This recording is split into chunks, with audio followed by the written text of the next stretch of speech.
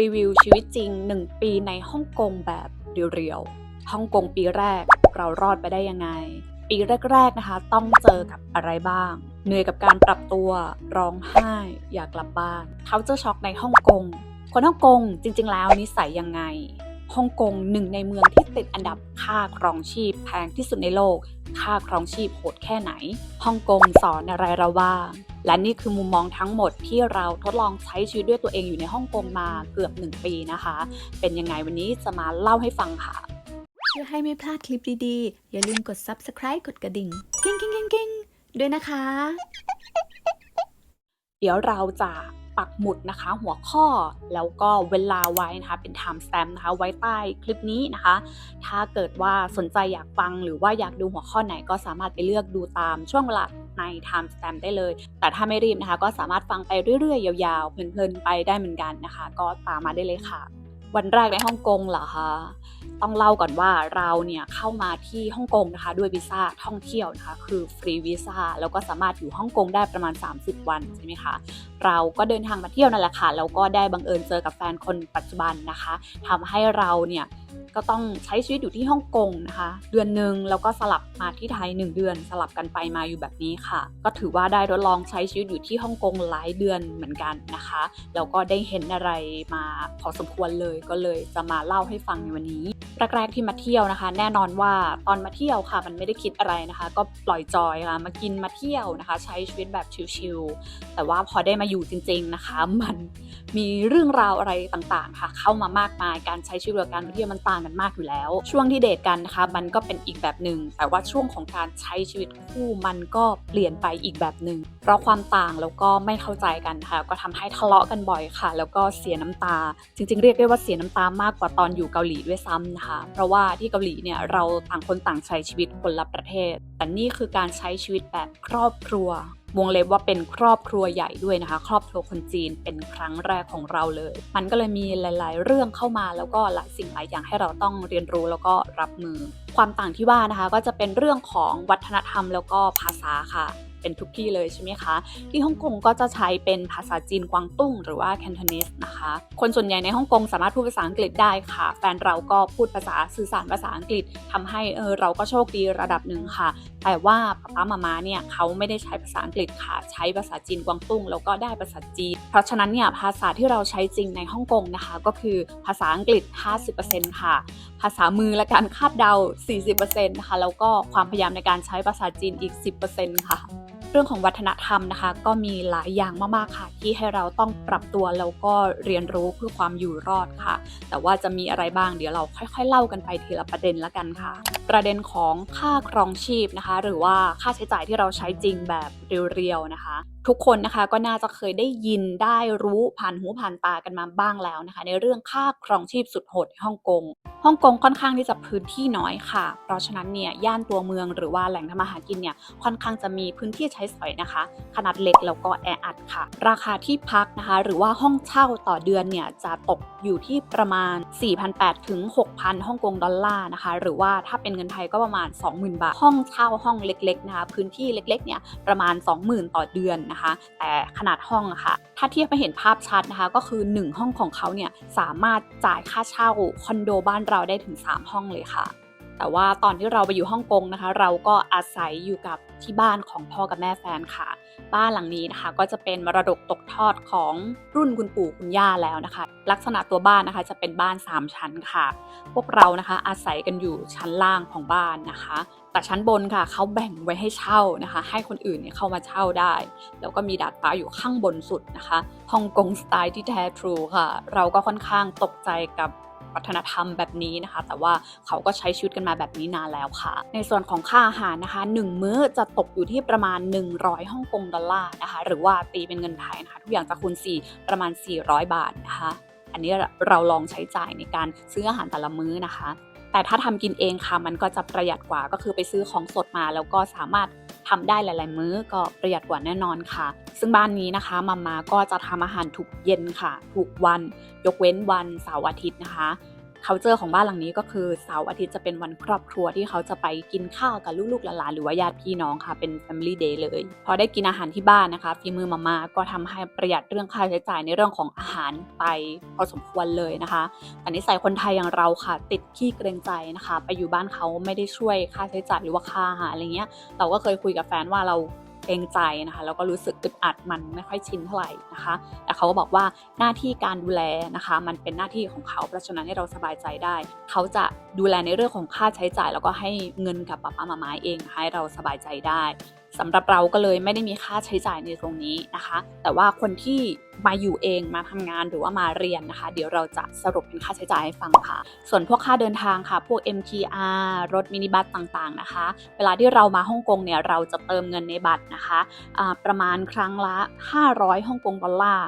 5420ประมาณ 2,000 นะคะ 2,000 บาทต่อเดือนนะคะมันจะอยู่ได้ประมาณต่อเดือนนะคะส่วนค่าใช้จ่ายแบบรายวันนะคะถ้าเราซื้ออาหารเองหรือว่าทำกับข้าวหรือว่าซื้อของจุกจิกเล็กๆน้อยๆเราคิดว่ามันจะตกอยู่ประมาณวันละ 1-200 ฮ่องกงดอลลาร์นะคะหรือว่าประมาณตีเป็นเลขไทยน่าจะประมาณวันละ 1,000 บาทค่ะเพราะฉะนั้นใน1เดือนเนี่ยค่าใช้จ่ายจะอยู่ที่ประมาณ 30,000 บาทต่อเดือนค่ะแต่นี่ยังไม่ได้รวมค่าน้ำค่าไฟค่าที่อยู่นะคะอันนั้นเป็นค่าใช้จ่ายแบบรายวันนะคะประมาณ 30,000 บาทแล้วเนาะถ้ามีที่พักก็บวกเข้าไปอีกประมาณ 20,000 นะคะอันนี้คือค่าห้องสแตนดาร์ดประมาณ 20,000 รวมๆแล้วนะคะถ้าอยากมาอยู่ที่ฮ่องกงนะคะรายจ่ายสแตนดาร์ดจะอยู่ที่ประมาณ 50,000 บาทและแน่นอนค่ะเราต้องหารายได้ให้มากกว่า 50,000 บาทเราถึงจะสามารถใช้ชีวิตให้อยู่รอดในฮ่องกงได้แต่พอมาดูเรื่องของค่าแรงแล้วเราสรุปมาให้ดังนี้ค่ะนี่คือค่าแรงนะคะจะเป็นค่าแรงขั้นต่ำคนที่จบในระดับต้นหรือว่าผู้บริหารระดับกลางสูงแบบนี้ค่ะก็จะมีรายได้เฉลี่ยประมาณนี้ในส่วนของชาวต่างชาติค่ะเวลาที่เขาเข้ามาทำงานอยู่ในฮ่องกงนะคะก็จะมีรายรับประมาณนี้ค่ะพอเห็นรายรับแล้วก็รายจ่ายแล้วนะคะทุกคนคิดเห็นกันยังไงบ้างนะคะสามารถอยู่ได้ไหม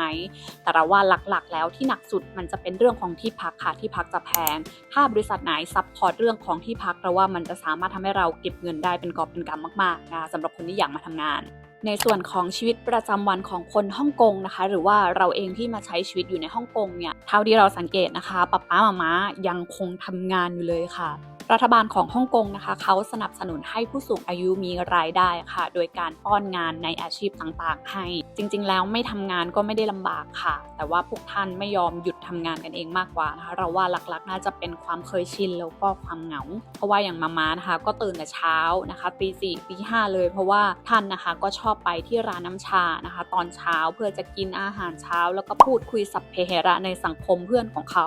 ก่อนไปทำงานนั่นหมายความว่าใช้เวลาหลายชั่วโมงเลยนะคะในการนั่งคุยกันแก้เหงานั่นเองส่วนป๊านะคะในอดีตเนี่ยแกก็เคยเป็นช่างตัดเย็บเสื้อผ้าให้กับคนดังมาแล้วมากมายนะคะเพราะฉะนั้นเนี่ยคุณค่าเราคิดว่ามันเป็นในเรื่องของคุณค่าความสามารถที่แกมีเนี่ยเวลาที่แกทำงานแล้วแกรู้สึกว่ามีประโยชน์ยังมีคุณค่าอะไรแบบนี้ค่ะแกก็เลยยังคงทำงานแล้วก็เลือกรับงานนะคะตราบใดที่ร่างกายแล้วก็แรงของพวกท่านเนี่ยยังพอไหวอยู่แต่เท่าที่เราสังเกตค่ะท่านทั้งคู่นะคะอายุเยอะแต่ว่าสุขภาพดีสุขภาพกายแล้วก็สุขภาพจิตค่อนข้างดีแล้วก็แข็งแรงค่ะเรื่องของความเป็นอยู่นะคะหรือว่าอาหารเราก็ได้กินอาหารฝีมือม่าแทบจะทุกวันนะคะเพราะว่าม่ากลับมาจากที่ทำงานแกก็ทำอาหารทุกเย็นเลยค่ะแกก็จะเปลี่ยนเมนูไปเรื่อยๆนะคะแต่ว่าอาหารหลักๆที่เราสังเกตนะคะก็จะมี3อย่างแทบจะทุกมื้อเลยค่ะก็จะเป็นพวกเนื้อสัตว์ปลา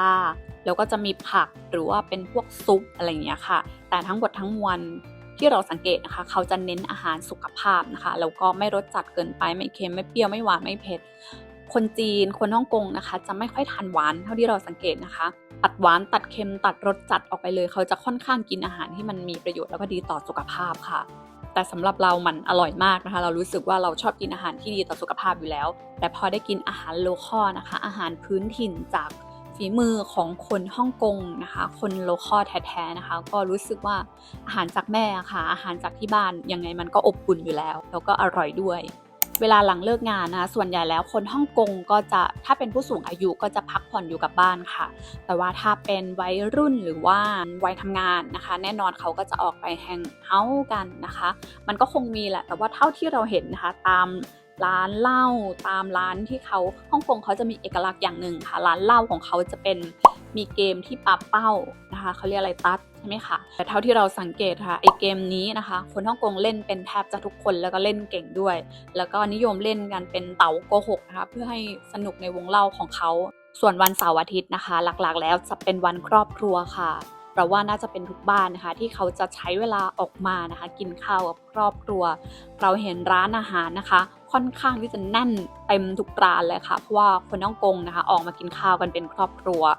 ตามห้างสรรพสินค้านะคะจะมีทั้งคนฮ่องกงแล้วก็คนต่างชาติที่เขาเหมือนหยุดงานค่ะเขาก็ออกมาเต็มไปหมดเลยนะคะเพราะคนฮ่องกงส่วนใหญ่นะคะเขาจะอยู่กันบนอาคารตึกสูงใช่ไหมคะเพราะฉะนั้นค่ะรัฐบาลที่ฮ่องกงนะคะก็จะจัดทำสวนสาธารณะหรือว่าสวนสีเขียวพื้นที่กว้างๆเพื่อให้คนได้มาพักผ่อนแล้วก็ได้พาน้องหมาน้องแมวออกมาวิ่งออกกำลังกายด้วยประเด็นเรื่องของความปลอดภัยหรือว่าภาพรวมการใช้ชีวิตของคนฮ่องกงที่ฮ่องกงนะคะเรามีโอกาสได้ไปวิ่งออกกำลังกายตอนกลางคืนไปปั่นจักรยานตอนกลางคืนนะคะเราก็รู้สึกว่ามันไม่ได้น่ากลัวมันไม่เปลี่ยวค่ะฮ่องกงจะจัดโซนชัดเจนมากค่ะอันนี้เป็นโซนเลนสำหรับจักรยานอันนี้เลนสำหรับคนวิ่งนะคะเขาจะจัดแยกกันชัดเจนมากๆค่ะเพราะฉะนั้นมันไม่อันตรายแล้วก็มีไฟทุกจุดนะคะสว่างและกล้องก็เยอะเพราะฉะนั้นมันค่อนข้างที่จะปลอดภัยค่ะเราไม่ค่อยกลัวเท่าไหร่ค่ะเรารู้สึกว่ามันไม่น่ากลัวเลยการเดินทางในฮ่องกงสะดวกสบายมากๆค่ะเพราะว่ามันต้องเป็นไปตามไลฟ์สไตล์ของคนฮ่องกงที่ต้องเร็วนะคะต้องทุกอย่างต้องไวเพราะฉะนั้นเนี่ยการเดินทางค่อนข้างครอบคลุมแล้วก็รวดเร็วสะดวกค่ะถ้านั่งแท็กซี่จากบ้านแฟนเราเข้าไปย่านตัวเมืองนะคะจะใช้เวลาประมาณ30นาทีราคาก็เอาเรื่องเลยนะคะถ้าเทียบจากบ้านเราค่ะนั่งรถจากสนามบินสุวรรณภูมิค่ะนั่งแกร็บนะคะมาที่ศรีราชาที่พักปัจจุบันของเราค่ะราคานั้นเลยค่ะแพงเอาเรื่องเลยนะคะเพราะฉะนั้นค่ะคนก็เลยนิยมที่จะนั่งเป็นรถไฟกันนะคะเพราะว่ามันรวดเร็วแล้วก็ประหยัดกว่าค่ะคนฮ่องกงจริงๆแล้วนิสัยยังไงคนฮ่องกงนะคะดูหน้านิ่งๆไร้อารมณ์แต่จริงๆแล้วลึกๆเขาเป็นคนที่ใจดีมากๆนะคะด้วยบุคลิกที่อาจจะดูเสียงดังชัดเจนรวดเร็วมั่นใจในตัวเองสูงมากค่ะบุคลิกเลยอาจจะดูเป็นแบบนั้น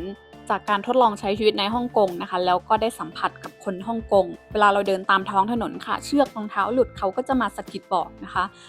ที่คาดผมหลุดนะคะตอนไปฮาโลวีนแล้วก็ไอหมวกคลุมผมนะคะหลุดเขาก็เดินมาสะกิดค่ะเดินตามเอาของมาคืนให้อย่างเงี้ยน่ารักเหมือนกันนะคะคนฮ่องกงด้วยความที่บุคลิกของคนฮ่องกงเป็นแบบนั้นค่ะเสียงดังทำอะไรทำเร็วชัดเจนแล้ว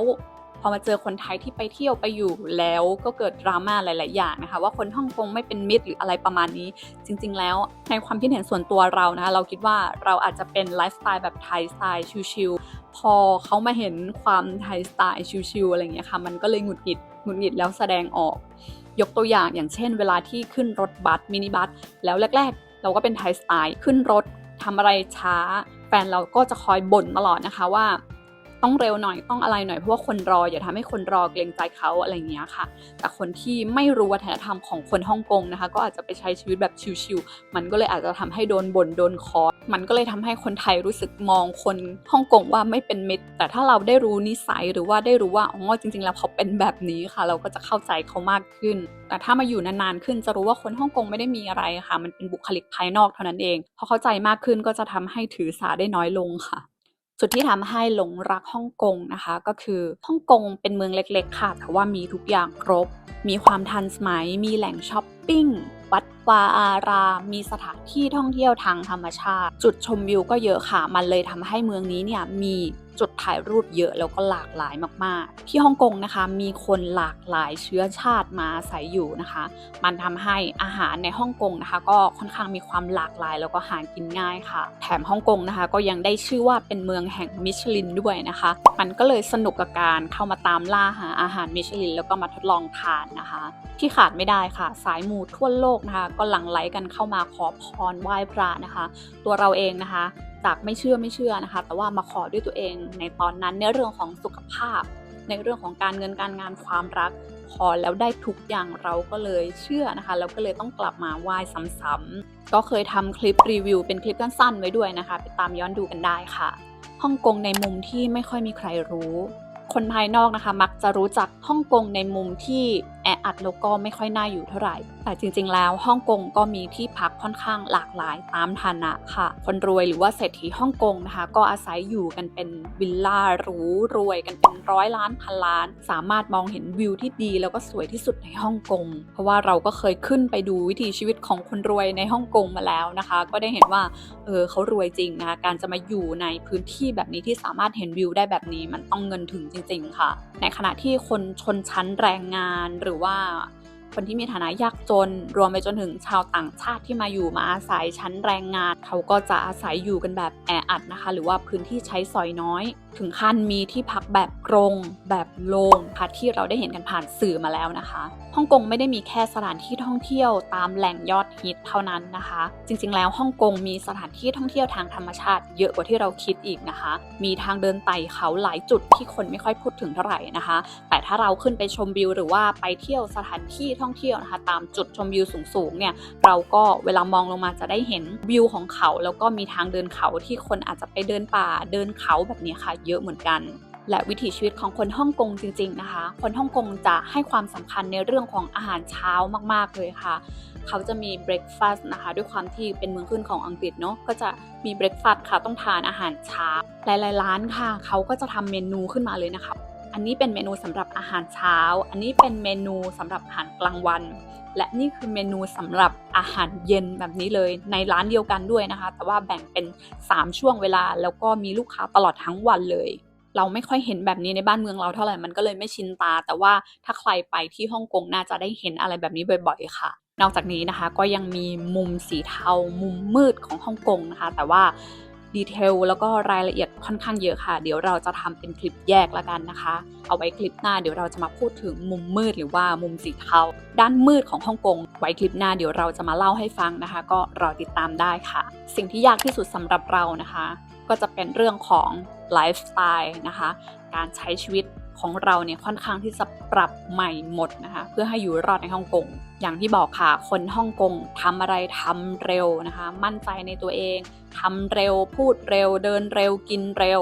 ในขณะที่ไทยสไตล์อย่างเรานะคะบางครั้งก็อยากชิลๆอะไรอย่างเงี้ยค่ะมันก็ไม่ค่อยถูกอกถูกใจของคนฮ่องกงสักเท่าไหร่นะคะเรียกได้ว่าเราปรับตัวตามจนเหนื่อยค่ะก็ต้องเดินให้ทันเขากินให้เร็วขึ้นอะไรประมาณนี้แต่ทางที่ดีที่สุดนะคะก็คือมาเจอกันตรงกลางค่ะเขาก็ลดความเร็วลงเราก็เพิ่มความเร็วขึ้นให้มันพอดีกัน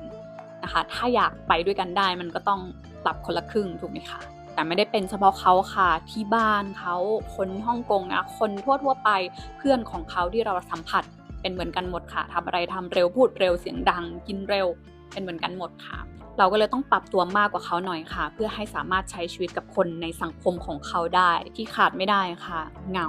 โฮมซิกนะคะคิดถึงบ้านแต่เหงาในที่นี้ของเราไม่ได้เหงาแบบว่าอยู่คนเดียวหรืออะไรแบบนี้นะคะเราสามารถใช้ชีวิตตัวคนเดียวได้เก่งมากๆค่ะตอนที่เราอยู่ไทย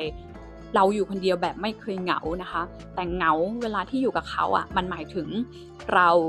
แปลกแยกเราไม่ได้เป็นส่วนหนึ่งของเขาแต่ปัญหาหลักๆของเรานะคะก็คือการสื่อสารคนละแบบค่ะแล้วก็ความต่างในเรื่องของภาษายกตัวอย่างไลฟ์สไตล์ของคนฮ่องกงเนี่ยเวลาที่เขาไปดื่มนะคะเขาจะเป็นประเภทไปนั่งคุยค่ะชอบที่จะนั่งคุยนานๆคุยเสียงดังคุยกันเป็นชั่วโมงนะคะที่เรารู้สึกว่านอกจากฟังไม่รู้เรื่องแล้วเราก็ไม่ชอบนั่งฟังเข้าใจไหมคะนั่งฟังคนคุยกันนะคะมันน่าเบื่อสำหรับเราถ้าเป็นไทยสไตล์นะคะไปนั่งฟังเพลงหรือไปร้องคาราโอเกะมันได้แหกปากมันได้ปลดปล่อยมันได้เต้นเนี่ยค่ะเป็นไลฟ์สไตล์ถ้าเราออกไปนั่งชิลในขณะที่คนฮ่องกงจะเป็นไปนั่งคุยเลยประเด็นแรกถ้าเล่นเกมก็จะเป็นเตาโกหกแล้วก็เล่นทั้งคืนเพลงก็ไม่ร้องนะคะแล้วก็ชอบเปิดเพลงที่ไม่แมสคือไม่ได้สนใจว่ามันจะมีเพลงอะไรเพราะว่าเขาอยากมาคุยส่วนใหญ่เวลาที่เราออกไปนั่งดื่มหรือว่าออกไปแฮงเอาท์กับเขาค่ะมันก็เลยไม่ค่อยได้สนุกสักเท่าไหร่นะคะฟิลมันไม่ได้จริงๆค่ะมันก็เลยน่าเบื่อสำหรับเราการอยู่บ้านพักผ่อนถือเป็นอะไรที่ทำให้เรารู้สึกว่ามันได้รีแลกซ์มากกว่านะคะกับการไปนั่งฟังหรือว่าไปอยู่ในที่ที่คุยกันเสียงดังตลอดเวลาแบบนั้นค่ะความที่ต่างกันมากขนาดนี้ค่ะแล้วเราก็ไม่สามารถที่จะไปเปลี่ยนอะไรเขาได้เขาเองก็จะเปลี่ยนไลฟ์สไตล์หรือความชอบของเรามันก็เป็นเรื่องที่เป็นไปไม่ได้นะคะทำได้แค่เพียงเข้าใจกันว่าอ๋อเขาเป็นแบบนั้นแหละเขาชอบแบบนั้นเราชอบแบบนี้นี่แหละคืออีกสิ่งที่ปรับตัวกันค่อนข้างใช้เวลาในการปรับตัวกว่าจะเข้าใจกันค่ะท เขาจะช็อกในฮ่องกงเหรอคะเยอะเลยนะคะอย่างเช่นเวลาไปร้านอาหารค่ะหลายๆร้านคนฮ่องกงนะคะนิยมที่จะแชร์โต๊ะกันแล้วเราจะต้องนั่งกินข้าวกับคนที่เราไม่รู้จักสำหรับคนฮ่องกงมันเป็นเรื่องปกติมากๆแต่สำหรับเราค่ะคนไทยไม่ใช่ไม่มีน้ำใจนะคะเราก็ถ้าพื้นที่มันเต็มจริงๆนั่งด้วยกันได้ค่ะเชิญค่ะอะไรแบบนี้ค่ะเพราะว่ามันไม่ปล่อยแต่ของที่ฮ่องกงมันเป็นเรื่องปกติเพราะฉะนั้นเนี่ยมันจะต้องบังคับให้ต้องนั่งกินแบบนั้นนั่งกินข้าวคนแปลกหน้าไม่เท่าไหร่นะคะจะต้องกินให้เร็วอย่านั่งชิลด้วยนะคะเพราะว่าถ้าเป็นร้านอาหารดังๆคนจะต่อคิวกันเยอะมากๆเลยนะคะรีบกินรีบออกเป็นไลฟ์สไตล์ของคนฮ่องกงค่ะเขาจะช็อกที่2นะคะก็คือคนฮ่องกงเนี่ยเวลาก่อนทานอาหารนะคะตามร้านอาหารทุกมื้อเนี่ยเขาจะต้องล้างภาชนะนะคะเขาก็จะมีกาน้ำร้อนน้ำชานะคะเอามาไว้ให้สำหรับล้างช้อนล้างแก้วล้างจานชามล้างตะเกียบที่เราจะกินก็คือล้างภาชนะทุกอย่างที่เราจะใช้เข้าปากอะค่ะก่อนกินล้างให้ตัวเองไม่พอต้องล้างให้คนอื่นด้วยนะคะคือล้างภาชนะเขาก็จะมีที่รองเสร็จแล้วใช่ไหมคะก็พนักงานก็จะมาเก็บภาชนะนี้ไปแต่ว่าไอ้ถ้วยชาที่เราใช้เมื่อกี้ค่ะที่ใช้เทราดน้ำพวกตะเกียบอะไรประมาณนี้ก็เป็นชาแล้วก็น้ำร้อนถ้วยชาเดียวกันนะคะที่ใช้สำหรับล้างแล้วก็ใช้สำหรับดื่มนะคะใช้ได้ทั้ง2 อย่างเลยต่อไปแรกๆค่ะก็จะมีแก้วน้ำสำหรับแช่นะคะพวกช้อนตะเกียบซ่อมอะไรประมาณนี้ค่ะอย่าไปเผลอดื่มน้ำที่เขาเอาไว้แช่ช้อนซ่อมอะไรประมาณนี้นะคะเดี๋ยวจะเขินเหมือนเราเขาจะช็อกอีกอย่างนะคะที่เราไปเห็นมากับตาแล้วก็ทำยังไงก็ไม่ชินนะคะก็คือการกินแล้วคายเศษอาหารทั้งหมดวางไว้บนโต๊ะเลยค่ะกองไว้เลยนะคะสำหรับคนไทยแล้วนะคะการกินอะไรวางไว้บนโต๊ะมันต้องมิดชิดไม่ให้น่าเกลียดต่อสายตาของคนใช่ไหมคะแต่วัฒนธรรมแล้วก็ culture ของเขามันจะต่างไปเลยค่ะสามารถกิน